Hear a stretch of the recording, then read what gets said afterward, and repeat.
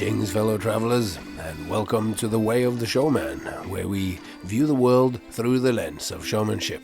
I am Captain Frodo, and I will be your host and your guide along the way. And today I will be taking you back with me to Stockholm.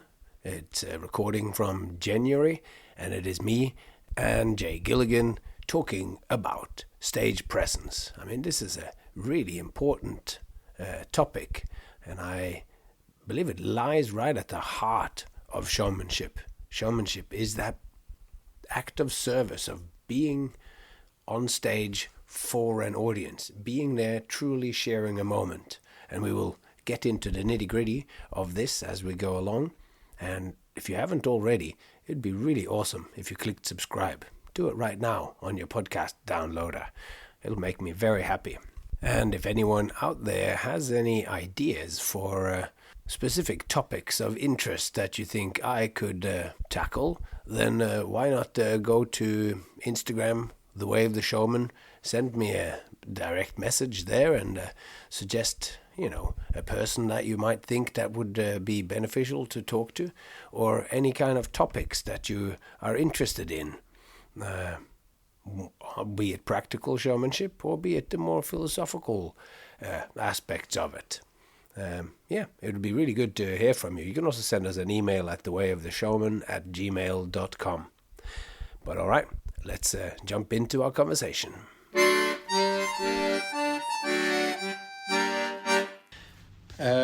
Being a 49-year-old man and haven't done this my whole life or whatever, and now I know that it has to do with who you are on the stage, etc.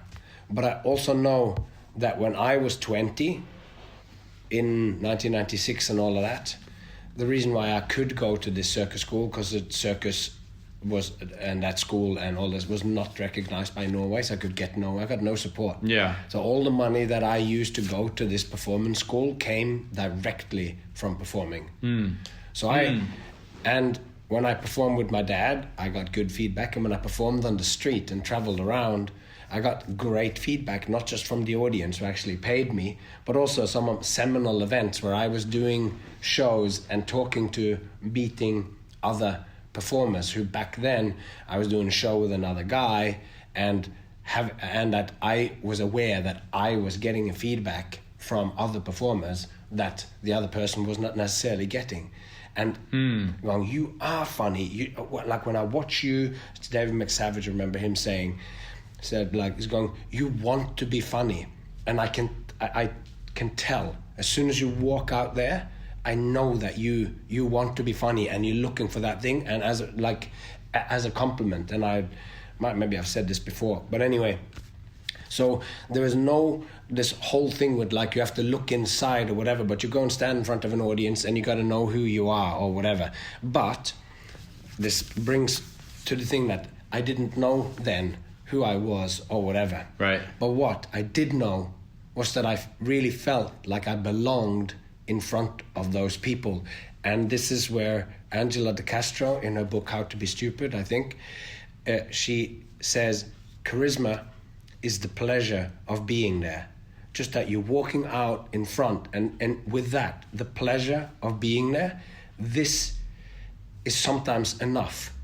And the person that you described, and you described in more detail when we've talked of how they walked out onto the stage and how they did, and then that, now they juggled and now they smiled and now they go, on paper you did everything you needed to do, but what you didn't feel was that pleasure of being right here, right now, and then the next step, which is maybe the more difficult, is to be right here, right now, with exactly you, the audience. You and you and you and you. I'm going to make all this of audience, you. this specific audience, not a theoretical, ubiquitous audience. And you look at me, this and one. It's not the new circus stare where you're just walking around and your eyes are semi-focused and that, and then you have your eyes towards the audience. But we know that when somebody looks at you, but they don't look at you, right? Yes. Or like a Scientologist or the general cult stare, where they look at you but they're actually looking to 3 inches into your eyes, and you can see it in the way that people talk, and it's a domination kind of tactic. Well, I don't know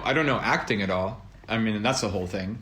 But there is that thing of Franco Dragón always said, don't act, be real. That was the thing. And I always have the example from an old friend when I was young, and it was like, okay, now in the show, I was in a show. That's right. I was right. I was in a show, and I had to run across the stage. And I remember my friends saying, Jay, you're pretending to run across the stage. We are born somehow with some sort of theatrical conceit about what a performance is. Oh, I'm on stage, so now I will run across the stage, and you pump your arms really big. You're miming that you're running. And he goes, just run across the stage. And it took me like 20 times before I got it. I'm like, oh, he wants me to run across the stage. Because there is always that theatrical layer that in my young mind was like, oh, but we're doing a show, so I have to represent running across the stage. And it's like when me and you sat down to do the speaking for Reflex, and I never spoke on stage before. And now I'm like trying to figure out how to talk from the... And at the end of the day, it's like... How to say the kind of things that you and me had been jamming out. So they were maybe also slightly different than what you normally said. But I couldn't speak. I couldn't speak for 3 days, Frodo. And then if you ask me now, oh, how do you speak in that show? I go, well, I just talk, man. I just talk like this. But it took me 3 days to figure out how to talk like I could talk before. So this idea of like running across the stage, just go ahead and run across the stage for real. And that's what you're saying about this looking. When we look at the audience, we don't mime that we're looking at the audience. We're not doing a representation of that. We're actually just look at the audience. Yeah. So a couple of things came to mind. What you were talking about going to circus school and being in front of the audience and discovering who you are. I just want to talk for a second to mention the rhythm of how a lot of people in my life end up in this situation, which is we start off as hobbyists with no intention of performing in the bigger picture as like the main goal. The main goal is to stand in the, like I said on another one of our conversations, the main goal is to be in the studio and learn new tricks to the point where I would turn down work so I could go practice, because that was the main goal, right? So the main goal is to learn the technique. The main goal is the technical journey of learning the 5 balls. How long can I do 5 balls, right? But at some point, because these art forms are aligned with performing, and the history of them comes from a tradition of performing. They're very adjacent to performing, or they are performative. I mean, juggling is very visual, so it makes a lot of sense you could put it in front of an audience, for example. You find yourself through this journey of not having performing as your first priority, but suddenly you are in front of an audience. But that is a little bit sometimes a happenstance. It was with me. It was kind of a byproduct of learning these skills that, oh, I guess I could go on stage too, right? Like it wasn't a first motivation, but it's where I kind of ended up. And now I'm very interested in that process, but I don't take that for granted. And we can say Jack Dinger, who was our friend, who one of the best jugglers I've ever seen in my life. Like no hyperbole. Like, but I was also realizing I was talking a lot there and it sounded like whatever. But then I saw him juggle, and it's unbelievable. He's one of the best, right? Yeah. And now it blew me away. And he said at one point he had kind of reached the end of that journey, of that technical journey of saying, well, I went as far as I wanted to go in terms of technique, and at one point he wanted to quit, right? I mean, this is all on his podcast, so it's not talking out of turn. And so he wanted to learn So he said, oh, maybe I'm done juggling now. Then he discovered he wasn't done juggling. And then now he's on some sort of new journey to figure out what is performance, right? And so, again, it's like we find ourselves... I just wanted to point this out, that like sometimes people are on stage and that journey to the stage is through different sorts of paths. And sometimes you're on stage because you want to be on stage. And sometimes you're on stage because you happen to find yourself on stage through whatever process. But it doesn't matter. Either way, however you're on stage, then you can start to uncover what you're actually doing there. And anyway, I just wanted to point that out. Let me give a couple of thoughts on breaking down the process of what stage presence is. Because in a way, it's what Gilligan does when he sits in front of the group at the clowning school. And you come out before... Which school? But it's Gilligan. Oh, I see. It's in France. I haven't been there. Gotcha. And you go out and he sits there with a drum and you walk out in front of them. This is just from stories that I've heard told. And he walks out, sits there with a drum and a thing, and then you walk out onto the stage And in the beginning, most people, they just walk out and he goes, dung, dung, dung, go away, don't want to see you. You have something planned that you're going to do, but you never even get to do anything because you walk out and you go, no, this is not it. Gong, gong, gong. And some people don't get to. A friend of mine who, amazing performer, on the stage, just to perform with him for years, said he just went there and he never got to do anything at all. And this is a professional performer, which kills it in front of audiences and whatever. But for the specific thing that Collier was looking at, he didn't even get to do nothing in front of the person. He just walks out onto the stage. It's pretense. We don't want to see this. Dunk, dunk, dunk. And he comes in with a preconceived idea of what he wants to do. And it is a particular thing within clowning, also to find that clown state of where you just sort of, you arrive and you are it's like Zen. You are nothing, but you are all presence. And learning how to do that is really difficult. And some people might have it so that they've made a life and a career and supported their family from doing a show. Yet when they walk into the space in front of the discerning teacher, they don't. This is not what he's looking for in that being in the moment. And I guess what I am talking about here of being you, by knowing who you are, and that doesn't mean that you know, and this is who I am forever. Because I am not the same guy as what I was when I was 20. Or even 1 minute ago. Even 1 minute ago. But but to make it not abstract. I don't go out and go, what are you going to do? I'm going to do this juggle first. I'm going to do that. I'm doing this first because I am connecting to them. So I need them to actively engage with clapping, shouting, laughing, and in family show, the kids going, God, he's stupid. It's just behind your back or whatever. Like, I need them to scream and literally engage because I'm setting up the patterns that I'm going to work with for the rest of the show. That's why this routine is there. So when I swap it, I do that out. It's having specific goals. That's why that routine is there. Not in the end or not in there, because I want them to teach them how to behave throughout the rest of the show. But but you can gain a lot by knowing who you are and what you want from the situation, and try to make it a little more abstract. But by saying it, it's like there's two levels always going on. It's your own, it's you, and then there is the social level, the relationship that you have with the people who are there. So you need to be aware of what your own emotions actually are, and whether those emotions are being portrayed to the audience. Because if all you do when you are doing your 7 balls is focus, then having smile and look at the audience is not the thing you want to do. Even if you can do that, you can smile and juggle 7 balls and look at them. If this is going to be the peak finale, you somehow go, the emotional truth of this moment, it's right at the edge of my capability and possibly even on human. This is the edge of what's possible for a human being to do. We're watching a sports moment, and then your face needs to portray that. Right. So that means you need to be aware of what you actually feel. Right. Firstly, and then you need to go, is this portrayed? So you have the actual emotional state, and then you go, is this being expressed?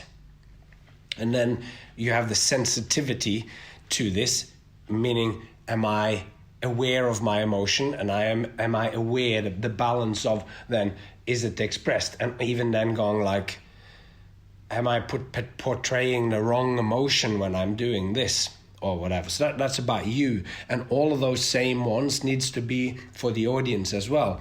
And that has to do with the social or the relational stuff where you're standing there in front of them, and I want do a particular act. And if it's just it's 3 minutes of 3 ball tricks, and it's just going to make you feel lots of crazy things, and it's like full of surprises, whatever, then you need to just be aware of what it is that you want it to be. Yeah. And then you go, is this the emotions? Like, are your emotions being shown in such a way that they infatuate them?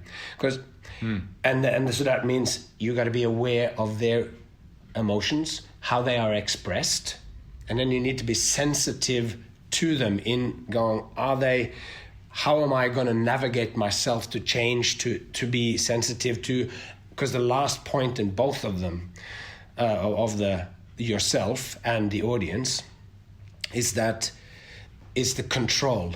You need to be able to control your own emotions so that you can actually feel this is on the edge of human capability, and you need to be able to be sensitive to them, whether they feel it, and then control it so that you are tweaking your own emotions and your own expressiveness to afford them that reaction. Because if there's anything that a live performance is about, it's about you go in front of them to cause some sort of reaction. You're doing an action and they are at least reacting to it. And that bit there, and if you come out there with a really strong intent of wanting to do that and that you want them to engage and react to it, then you need to, every time you do your act, you go, when I just put the fake smile on, is that what they want? Yeah. Because it can be a funny way to do that, or a weird way. You can make them unnerving. Sure. Like you go, I am a weirdly introverted guy, and now when I come out there, at the end of it, I put on the fake smile, because I've been told to do that. This is why I'm wearing a bow tie or whatever. Yeah. Well, so this idea of reacting and being sensitive and responding. One thing, maybe this is like normal performer knowledge. It took me forever to figure this out, but it's because for me it was very counterintuitive. But I found that because me and Eric, we do a bunch of school shows for kids, and when the kids get loud, if the kids get loud and a little bit rowdy or more vocal or whatever, my intuition would be that me and Eric would also be louder to kind of overpower them. But that's just like a losing battle, because they'll just be louder and you'll be louder, and they're just going to win. There's more of them than us. So I found that when the kids get a little bit loud or something, if we want them to quiet down, we quiet down. Right? Absolutely. And that's what you're talking about. And that's a very concrete example of what you're talking about here. Yes, it is. Yes. And so it reminded me of a project I had because of Mr. Ivar Heckscher. I'm going to blame him for all of this, which is that Ivar had said a thing to me once that I took maybe too seriously. And Ivar had said, Jay, what you should do is, because his whole thing is about necessity. Everything you do in art has to be necessary. You're not just going to be novel to be novel for the sake of being unique, just to be unique. And he tells the story of Toulouse-Lautrec with the mirror, who had the mirror and they were hanging it on the wall sideways or upside down, and then somebody flipped it around 180 degrees just to be new, but then it didn't work as a mirror anymore.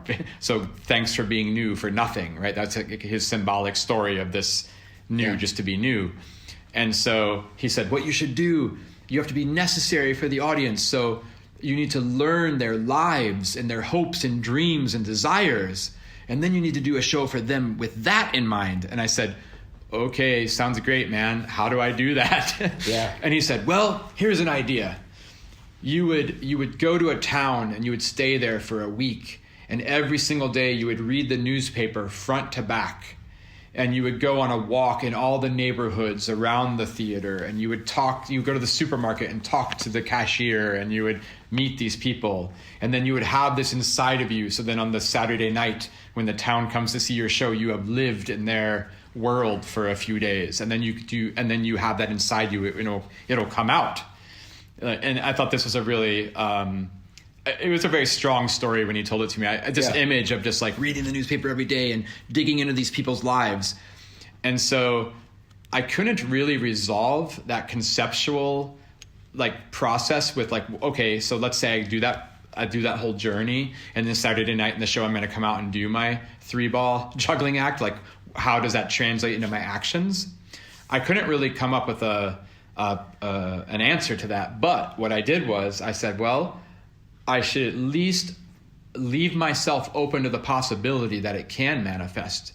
So I said, I need to make a show where I run all the lights and I run all the sound and I do all the juggling and I do all the stagehand work, and everything is modular and everything can expand and contract physically. So the set design can be far apart or close together. I can throw high, I can throw low. The lights can go bright or dim. The music can be loud or soft or fast or slow. And I have control at any moment over all of those variables. And then when I'm in the moment of the show, I will be with the audience and I will feel them.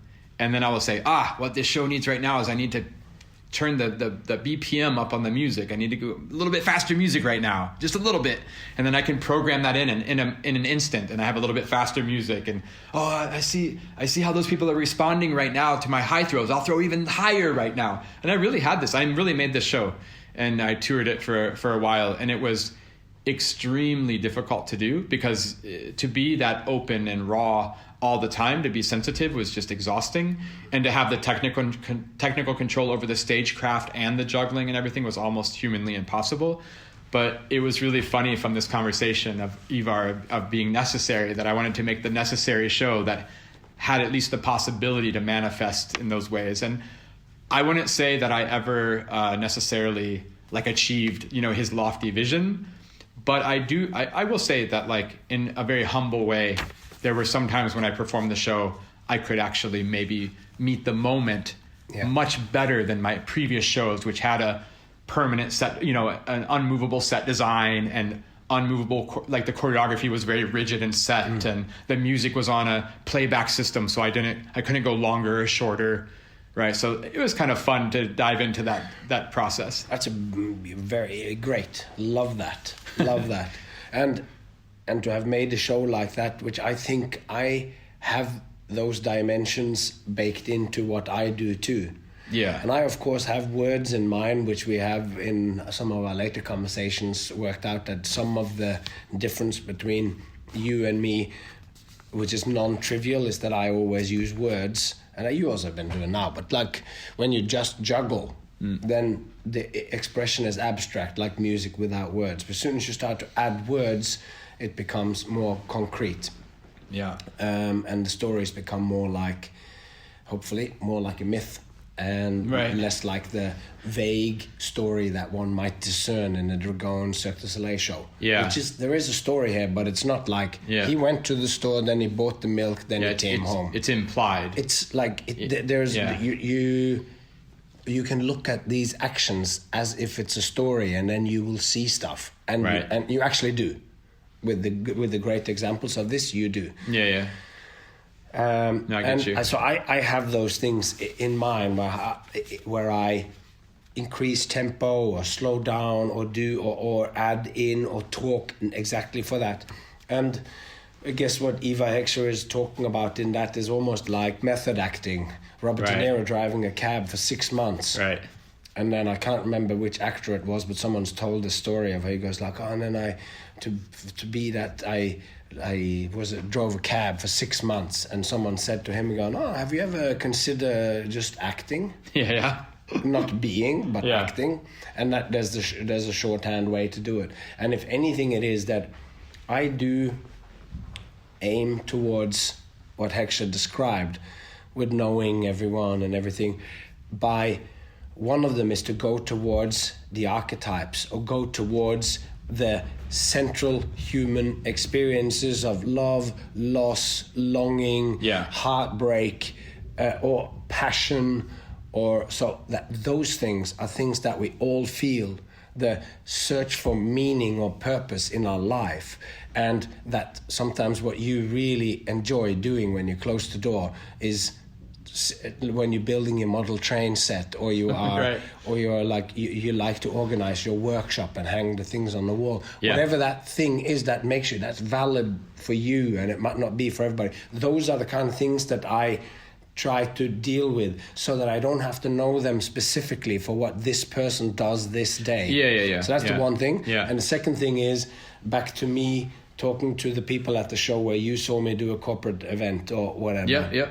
And I had spoken to them, and I knew what they had done in the day. They had been on a little boat from that house where we performed, just across the sound of water, to the island where these pensioners had built this hut, and so I knew what their experience was. And I came in, and while I was waiting for the show to start, I was on the stage and I was talking to them, and we were waiting, and I was going, are we ready to go? And someone said, no, so-and-so are down buying beers at the moment, and I like doing all the classic kind of stuff, but I'm being there with them now. We are going to have a show, and we're going to have, and then the person comes up, and I go, is there anyone more? Yeah, there is some more waiting. And when they come in, let's all give him a round of applause because he's the last one. And then they come up and we get a round of applause and they come on. So, and then when we start, I like, or I can't remember exactly whether it was when the show started or in the beginning, where I was like, oh man, how amazing was it that you guys went on the boat today? Yeah, and you were out there. That's my shorthand to get. I know what you guys have done, of course, and I know also what your organization is about, of course, and I subscribe to it. I love what you guys do. I mean, I saw you do that show. You do it in a really genuine, generous way. I know there's a lot of corporate performers, magicians, and jugglers and comedians who are maybe a bit more cynical about it. And you have your 3 moments. You have your tightly scripted show, but you have your 3 little moments where before the show, hey, what's the CEO's name? Oh, what kind of car do they drive? Do they have any, like, do they have a boat or something? And you plug and play, and it sounds, you know what I mean? You can... And not only that, when I say, and then he's out there with his Tesla, I hold my hand at the 45-degree angle, exactly, and I put my eyelids like this because this has been proven to be the most empathetic expression. Yeah. And then, a couple other things. I'm trying to connect, and I'm being there real in the moment, and I'm talking to them, and when they say something, not a cynical... I react directly to what they're saying, and I'm trying to get ready for the show. But there's a company in France, C Protocol, who actually did Ivar Hector's thing. They don't know him, but they had this project where they were going to do a show on the Saturday in the town. They would go to the town on a Monday, and they would walk the streets and juggle and meet people. They would meet the kids and the adults, and then they would do interviews with like the older members of the community.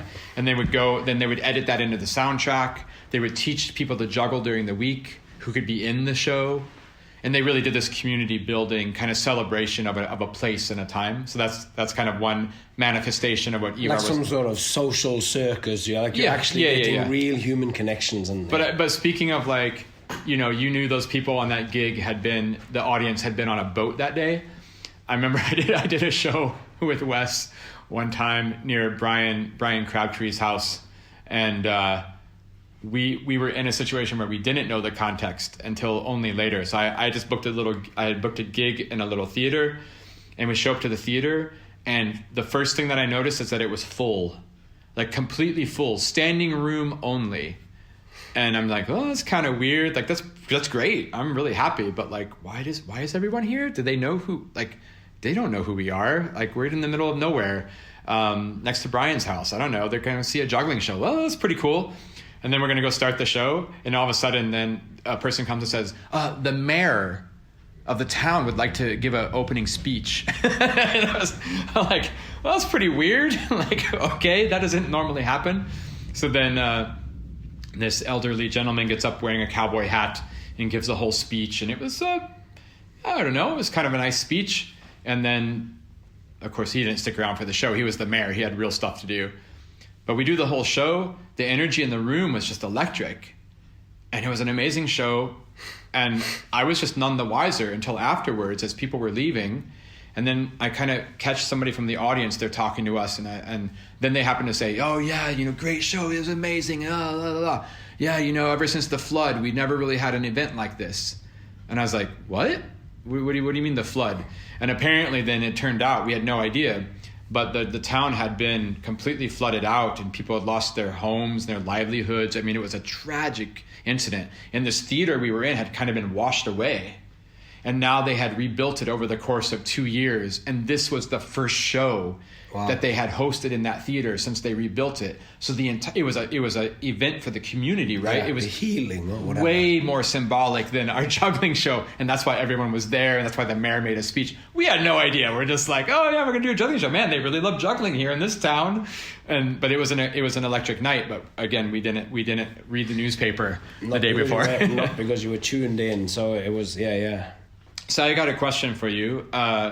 I was talking earlier about how people fall into performing through maybe a technical journey or like a hobbyist thing, and that maybe you end up on stage and that wasn't your intention in the first place, but now you're here. So the question is, do you think everybody can be a performer? Do you think everybody has that ability to find the spark or the connection in themselves to how they manifest it externally?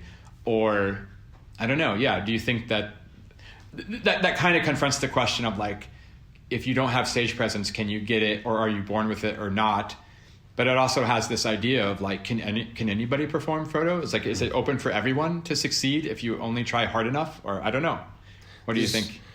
Unpopular opinion, I think. It's that not everybody is equal. Not everybody is supposed to be everything, a superstar or anything. Yeah. Like, it's not that you can be anything you want. And that's why I struggle often now with the idea of follow your dreams. You can be anything you want, because you can't be anything you want. If you're born in Norway or Sweden and you're from a normal family or whatever, you can't be like Elon Musk, who's made $1.4 billion. His wealth has increased since Trump got elected. That it's this amount that I will never make in my life. You can't be anything. You can't go wake up me, white middle-aged guy, going like, I want to be Kanye West. He is a different thing, and I can't be that. So when I'm saying follow your dreams, it's like when there's a Aleister context Crowley for the dreams. Goes, know thyself, and he goes, there shall be no rules. What is it? Do what thou wilt shall be the extent of the law. But the whole quest of Aleister Crowley's direction of magic is to know what it is that you want. Because when you go out and you put something out into the world and you're trying to do what it is that you want, sometimes you think that what you want is sexual gratification. Sometimes you think that it is that everybody's going to stand around you and think that you're a great guy. Sometimes you think that it is that this, that, or the other. But maybe that isn't actually what you want. You think it's what you want, and you have to maybe be those things for a while and realize this wasn't what I wanted, or whatever. So you're back to that thing that it's do what you really want, follow your true will. That's the extent of the law. That should be everything you do. But to actually know that is an endless quest that you'll never get to the end of, or whatever. Now I can't remember what you. No. But could we maybe say? And I'm not saying I need to end this with like a positive high note or something. It's a genuine. It's a genuine. Everyone become reflection. a performer, and I think that everyone can become a performer.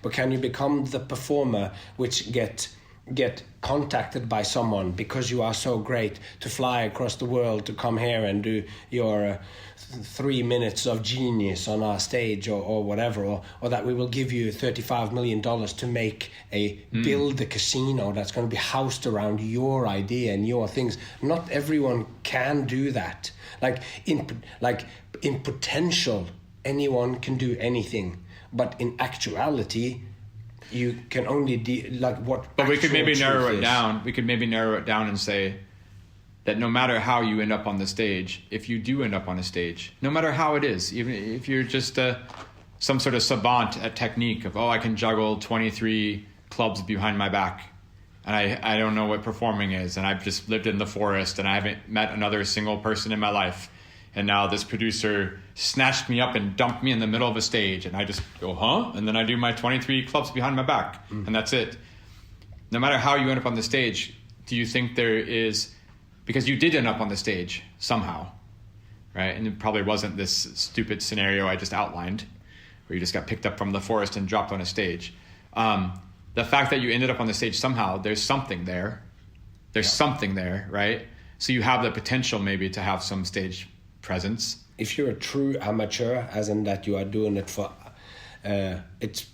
a passion of the heart, that Yeah. you really have something that you burn for, and if that's technique and you got nothing else and you go out there, then there is a possibility that that thing that you have, your relationship with whatever it is that you do, reading a poem, singing a song, doing the technical juggling that you're doing, if that thing can come across, if you can manage to make that visible to the audience in any way, and it doesn't have to be through looking at them or through smiling. You can walk and stare at your feet. Yeah. It doesn't have to be that Right. you could have a fine costume but then bad tennis shoes. Yeah. It's like Totally. it can be Kurt Cobain. Totally. That's like Daniel Johnson and Kurt Cobain. These two people who are both so, you feel they are so authentic. But the troubles that Daniel Johnson had with his, like, he was a troubled soul, and so was Kurt Cobain. But Kurt Cobain had this star quality or whatever, where they both existed at the same time, and one of them is pointing, and like Kurt Cobain is pointing to the other guy by wearing his t-shirt, "Hi, how are you?" with that alien on, and like, so these things are crossing over, but that star material and the vulnerability to a fault that Daniel Johnson had and what the other guy had, there's two different sort of qualities, and of course, right time at the right place. There's an immense amount of luck to become like a superstar as well, like being in the right place at the right time. But there's also, so you can learn, and also the producer can do a lot so that you can see the genius of someone. Sure. Take Bob Dylan. I can't remember who it was that signed him first, but that dude was like famous for having signed, I've heard him, whoever it was that he signed, and it was just all these bands that you go, oh wow, all that was one guy that found those talents. And he signed Bob Dylan, and his first album, mainly cover songs, and it's an all right album.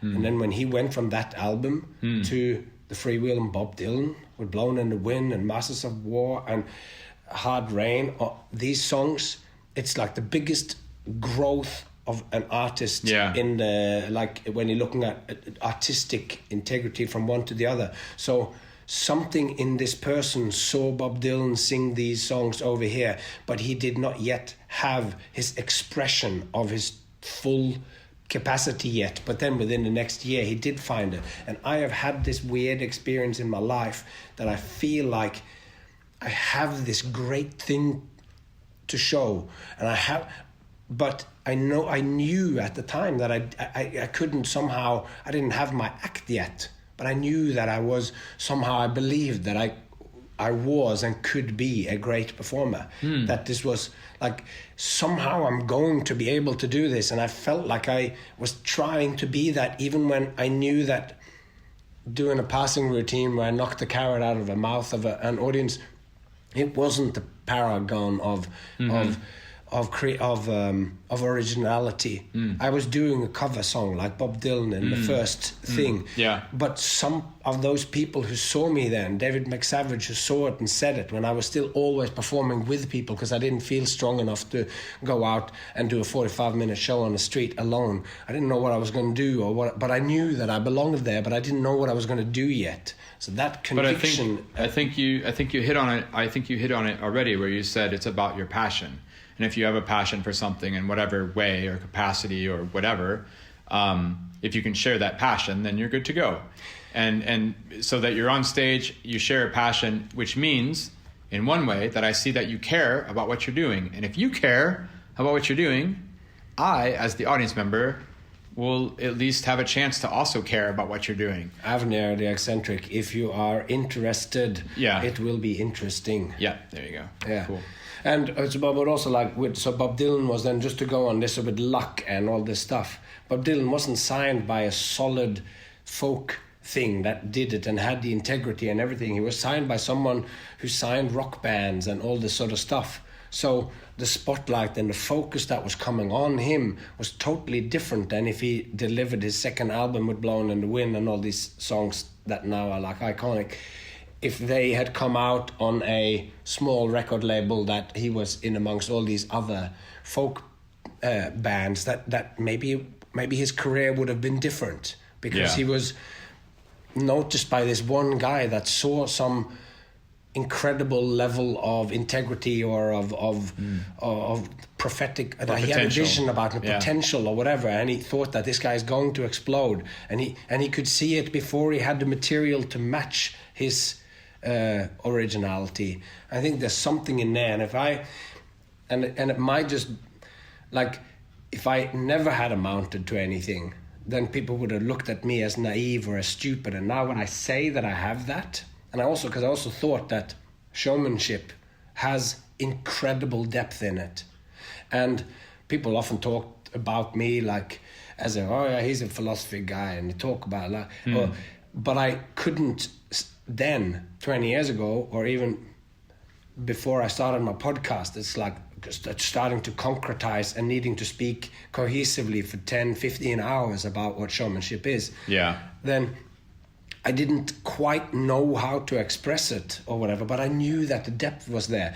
And if nothing else, it was that I had a naive faith that it would be there. If you just look in the right way, like we talked about, you choose to look at something as sacred, or you choose to look at the show as being serious, or like we talked about when we talked about Mystere. Yeah. And I think, if nothing else, then maybe that is what it is, that maybe Cobain just thought that he had something that was of value. Maybe Bob Dylan did, and he had that star quality as a charismatic person, as he was a performer before that. No, I want it to be to 2 hours so we can divide it into two. Oh, okay, I know you're sorry. saying we're going to wrap it up sorry. because it's almost wrapped up, but now it's almost to be. Oh, okay. So it's fine if it goes for another 10 Sorry. minutes. No, but we were just repeating some. No, but I'm drawing conclusions where the naivety of me as a performer, because I almost feel like I need to defend it. I said that I always thought that I had something in me. Really? Yeah. Where that when I went on stage, that it would be valid for people to watch me. I would have something. But when I look back, that's why I also said earlier that when I was 20 years old, it wasn't just that my goal was to have this 3-ball routine, because the feedback that I was getting at the time when I was 20, it was that I was a good performer. I had made all the money to go to the circus school to save it up and all that. Yeah. So I didn't know who I was, and I didn't have the philosophy worked out, but I had this faith in what it was that I did, and that it was meaningful, and that it made my life have purpose, and and that it was valuable for others to see. And how did I know that? I went in front of them, did my street show, and then they paid me. And if I needed to go to the next town or do something else. That's a validation there. Yeah. So maybe some of that star quality or whatever that the guy saw in Bob Dylan before he had the material to back it up. I know that the material that I did when David McSavage singled me out and spoke to me afterwards, it's like going, you got it, and you need to do your thing. You need to find your show. That was deeply important for me in finding that faith and going, yeah, that's right. And what is it that I do? Then I started questioning that. I was doing a menial job, and I was trying to work out how would I express this and how would I get it out there or whatever. But maybe I was on that, surfing that wave, right, to have the feeling like I have the right to be there and I belonged it. And I think that's also what the Space Cowboy felt. Yeah.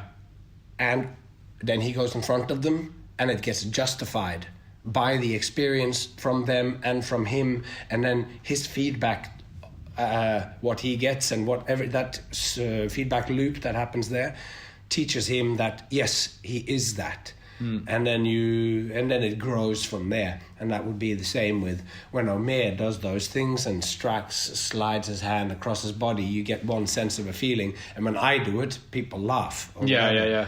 So, but both have that thing of going, I am here being something specific for you now. Well, there's a conviction there.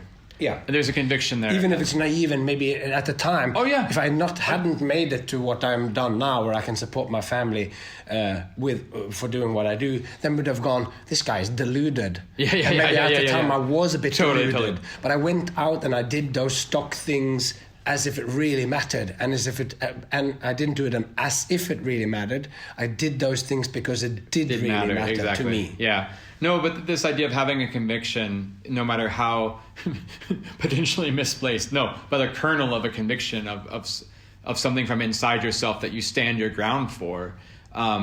it also confronts, like I think that's confronted too when you have these potential performers going to a circus school, going to a school where in one framework of that narrative, people are telling you what to do, right? I'm going to go to school and learn, and the way I learn is people transmit information to me. They're telling me, oh, this is how you enter the stage, this is how you discover who you are, this is how you turn and smile or whatever, right? These are possible things that you could do.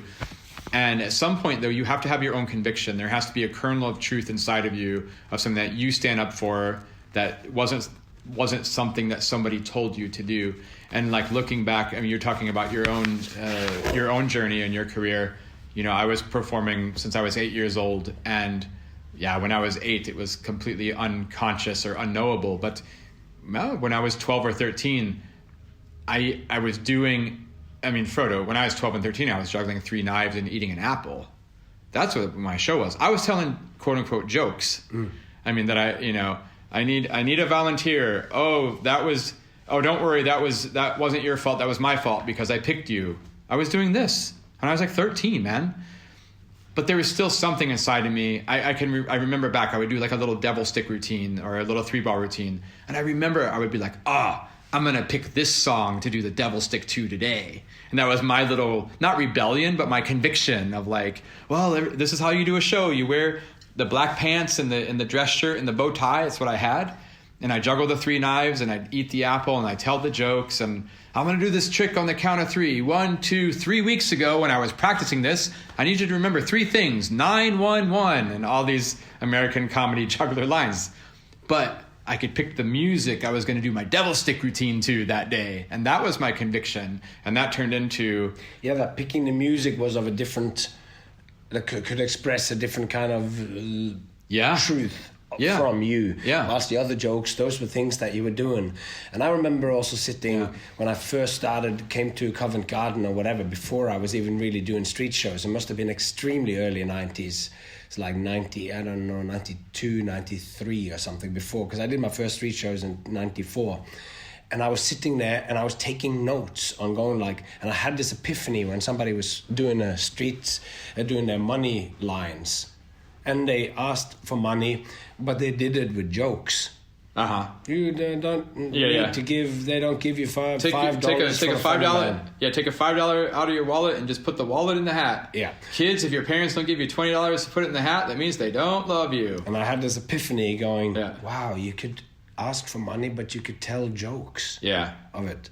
Or whatever. Like, and in the beginning, you are copying, and not copying and doing one person's act, but copying whatever it is that you do, and eventually you find out who you are.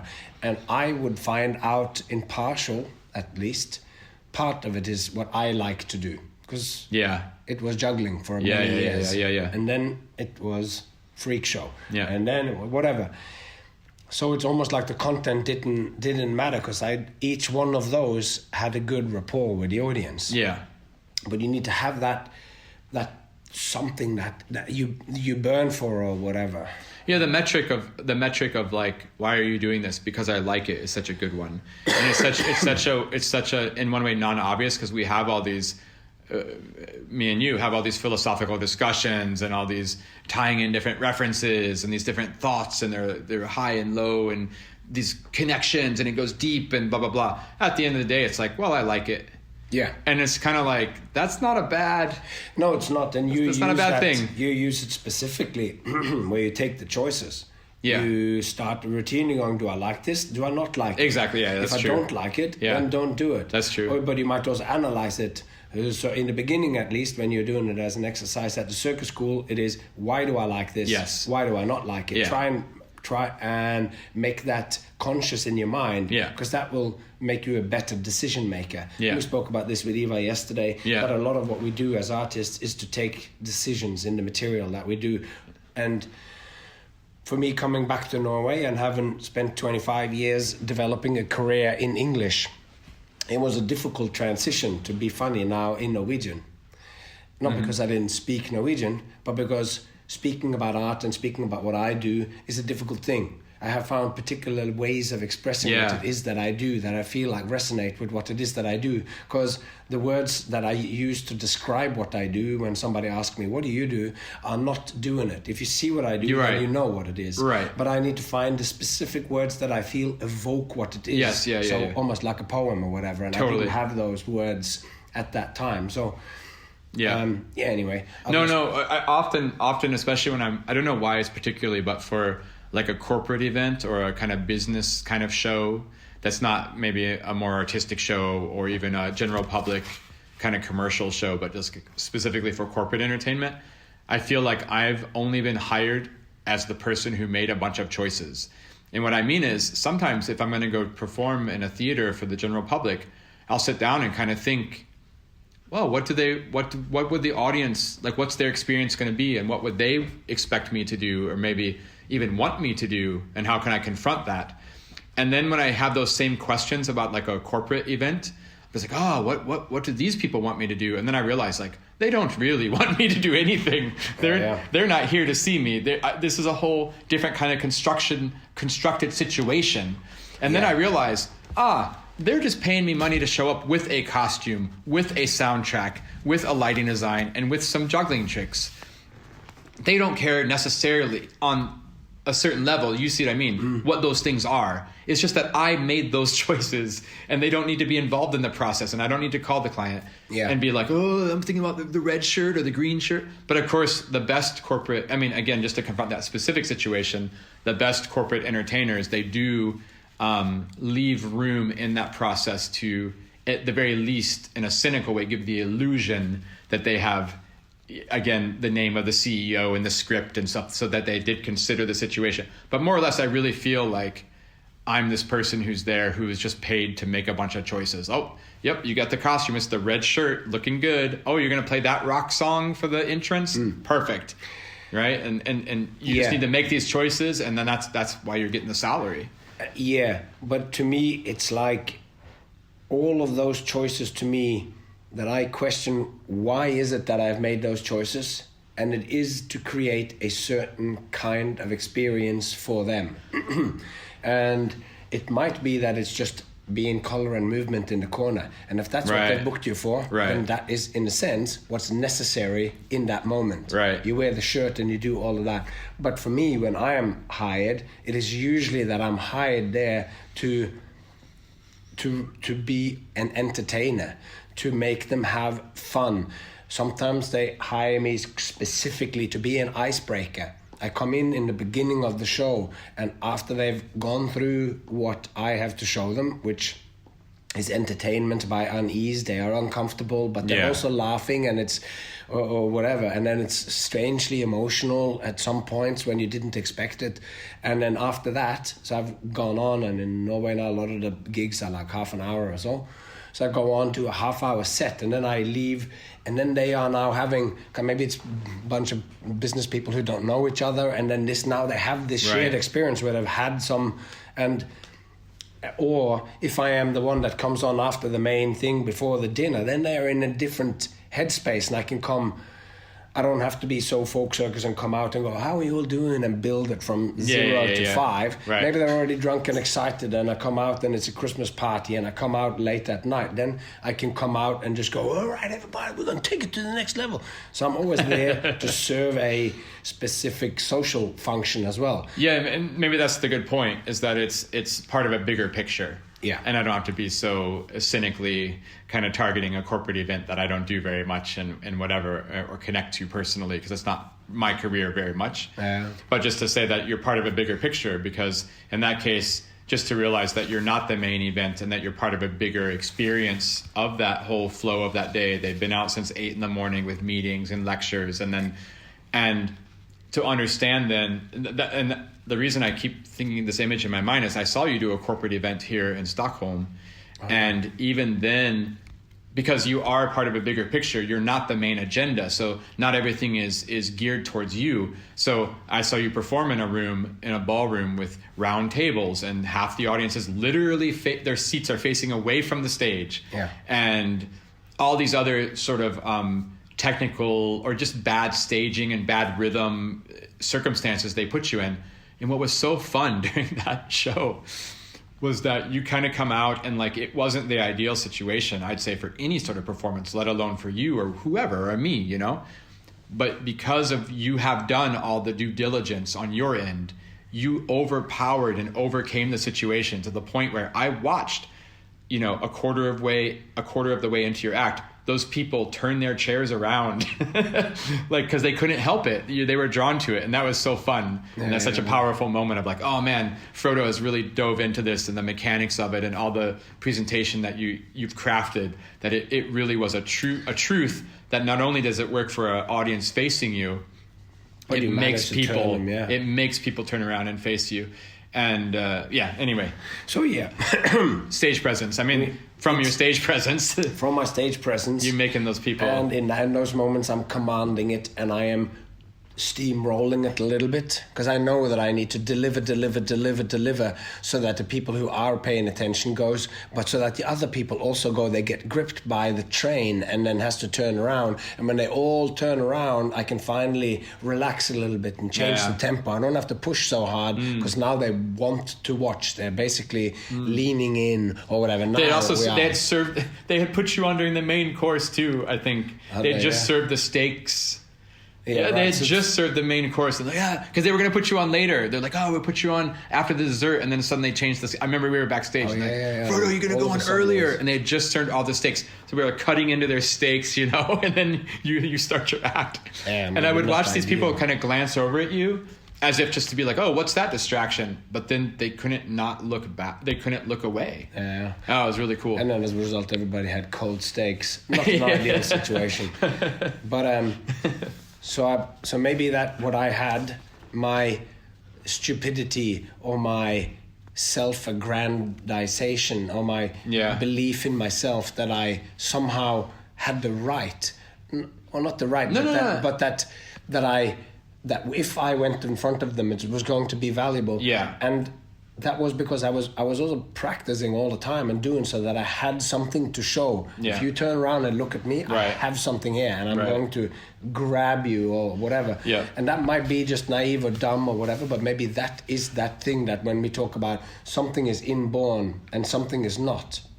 Because some people, like we talked about yesterday, when at the big juggling convention where all the crazy jugglers are, there's always some people who don't go and see the show. They just stand and juggle or chat or whatever and go, I'm not interested in performing, I'm just interested in passing or whatever. That these things are like real things. People have their own inclinations and they never want to go on stage. And if they are, they can be in the background and do some passing or whatever, or do a little bit, but not be at the front and work with the audience.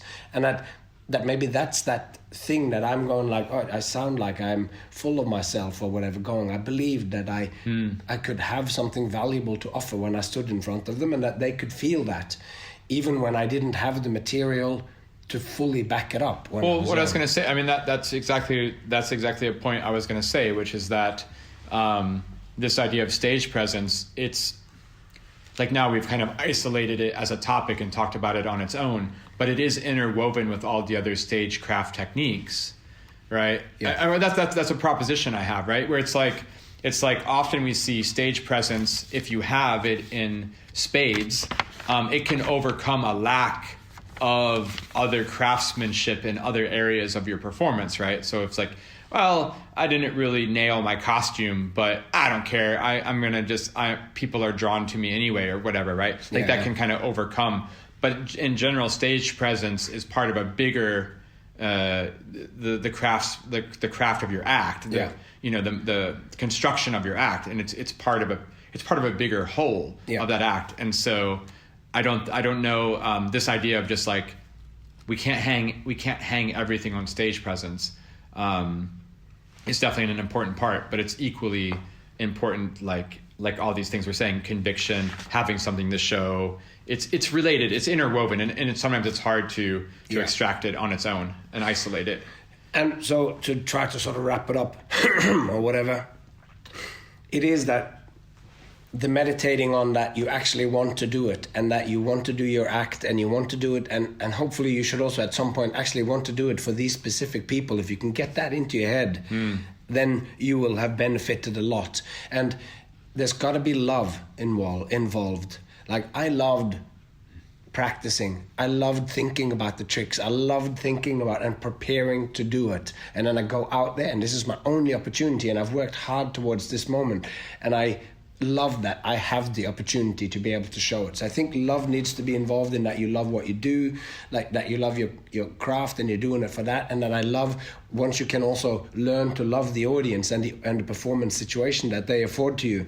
When that is visible, then all else will fall into place. Yeah, Eric, this is an Eric idea, but I've adopted it now. Whenever you do a show or whatever, a performance, you can yourself think, would I like to watch this? Yeah. So whatever you're doing on stage, you can imagine yourself watching another person doing that on stage. And you say, would I like this? Would I enjoy this? Would I connect to this? Would I cry watching this? Would I feel something watching this? Would I enjoy this or whatever? Yeah. Yeah. Would I find this compelling? Film yourself. It's a good, well, it's just a good metric of because we've seen you can think it, but more specifically, you can look at yourself in the mirror, but then you can film, and then you go, I don't like to look at myself. And that thing that I showed you that I did of a brand new show, I don't like to look at that because it doesn't have the details. But it was real in that moment that it was there. But as the show progresses, I will look more and more at those details, and eventually you should be enjoying watching yourself. Well, I think there's like the very practical thing of filming yourself, but there's also, in an even more conceptual way, I think a lot of performers get these ideas in their heads of like, I will do this thing and it has this meaning, and internally to them they have some sort of connection to it, but externally the manifestation of it is maybe annoying to the audience, or it just comes back to that idea. I think there's a lot in circus, or maybe other things too, that's way more enjoyable to do than to watch. Yeah. And so I think even if you film yourself, you could still have the danger of tricking, like fooling yourself and being like, oh yeah, I see that conceptual idea I have in there. I'm nailing it. Yeah, but it's like, you got to ask yourself, wait a second, would you like to experience it not as a performer, but as an audience member? And that's maybe a key there. When Eric says, would you like this show if you saw it, right? And as an audience member. And then you need to develop the sensitivity to see whether the audience are actually enjoying it. Because sometimes it might be that they did love it, but they didn't want it to be 7 minutes. They wanted it to be 2. Right. And maybe that was what happened then when in Mystere, misgiven or not, that it needed some applause points in that music for the nature of the show. I don't know, but it's like you need to put these things in because the audience also wants to give something back, and they don't know, and they don't want to disturb or whatever. Yeah. Anyway, it is absolutely so. Richard Wiseman says in one of his books, psychologist working at the University of Edinburgh, that summing all this stuff up about charisma or whether you have stage presence or not, and he says that it's roughly 50% learned and 50% inborn. So you can take any person and raise them by 50%. Okay. So, and that's by techniques, and that's by doing these things that now seem abstract. But if we were sitting in a real audience and you had not a real audience, at a group of students with 25 people, and we were teaching the craft of stage presence. Yeah. So, because you're teaching juggling, and then there is no necessarily, that's not necessarily, I'm fighting the fight for showmanship and for stage presence, and that to be a thing in itself and its own craft. Yeah. And this craft of showmanship can be applied to anything, to magic, juggling, public speaking, or whatever. Yeah. And so if there was a class for us to do it. It's funny, Nalle was saying to do that at the Circus University now, that there should be its own class that everybody from every discipline takes. That's exactly what you just said. Yeah. So, and I love what Nalle does, and I think a lot of what Nalle does in his teaching is for clown is also universally there for everyone. You can do a lot of those games and those incredible things that he touched upon in his book Clown Manifesto, but also like and one doesn't need to be him, but that this should be taken seriously as a thing in itself. Yeah. How do you connect with an audience? What kind of experience do you want to create? And the experience is not fully you. It's not wholly you. it's also the audience. But it's not just them either, to just give them what they want. Yeah. Because sometimes they don't know what they want. Yeah. And you have to offer it to them, but they are also guiding you. So it is a co-creation of that experience. So, and it's different what is expected or what you want to do. If you want to do freak show, or what you want to do artful juggling, what you want to do if you want to amp up the entertainment or whatever. So I think it's a craft, and if that was there, then we would need, and we could raise it by 50%. And some of it is to find what's unique about you. You're the person who come out and you really love technique. That's why you're out there, and you got exceptional skill or whatever. So then we got to work from there and not try to make you the space cowboy or whatever. But to try to make you the cat power, the woman who's so nervous that she comes out and is standing in a corner and is like, I used to love her music, and then saw her on she just dislikes performing. But the music is amazing, and then there's just standing in the back corner with or playing, or like that sort of ambivalent relationship. But somehow in here, the fragility of that person who can move you so much with their music and needs to do this, but got into it to make music, not necessarily to do concerts. But then the world collapses, and they have decided that the rich people take your money from Spotify, and you get nothing. So now the only thing that's left for you is performing again. You can't make money from making records, which was what, I don't know, this is not specific about her, but about somebody. And you now need to stand in front of an audience again, and you don't like it. But there can be something fragile, and there's a way to present that thing so that it shines like a diamond of truth when you see it, or so those are the 50% that we need to go up. And I don't know, I'm just maybe Richard Wiseman just said that as on a whim, but because he's a professor, and because he goes, there is that je ne sais quoi, there's some charisma, there's something that you might just have. But going back to Anton LaVey, there might be within this circle of 6 or 12 archetypes or so of what the different witches are, that there will be one there that I, Captain Frodo, can take. It's this one. You can embody it. Or it's this one with the flavor of that one. Because a fully three-dimensional character has several of them or whatever. Totally. And that you use that and you start from there, and then you highlight that until that becomes charismatic for what it is, and not for me to try to be the sexy guy or whatever. Then I will only ever be, at best, the 50% towards David O'Meara or whatever. Right. But finding what's true to myself, I can be 100%, which is what you feel like. The person can get out on stage, be completely authentic and speak their truth, but that as you sitting there in the audience and you're listening to them, you somehow feel like that Captain Frodo on that stage, he's talking just about his own things, but I can hear it as if he is speaking with my voice. Right on. Right on. All right. Great. That's stage presence. I'm going to get me some of that. I'm going to get some of that. Wonder when that course starts. I want to take that. Yeah, we should sign up. Even just so that next time it doesn't take so long to try to talk about it. To explain it. Just Yeah, say, exactly. It's this, it's that. Done. It's actually easy. Yeah. See you later. Yeah.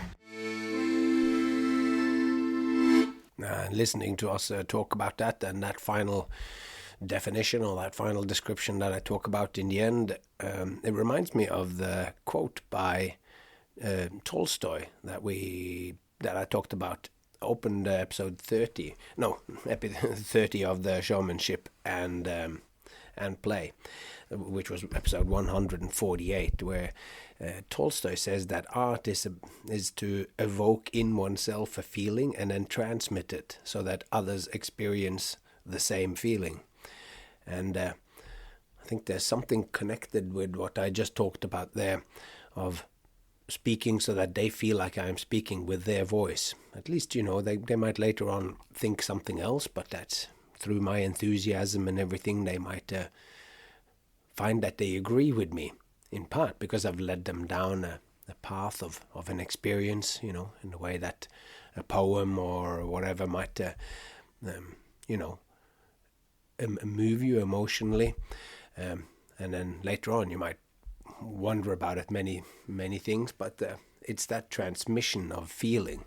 And if truth is part of that, then you're doing really well in your stage presence. And you are, by Tolstoy's definition, you're then doing art. So that's worth a lot. So until next time, take care of yourself and those you love, and I hope to see you along the way.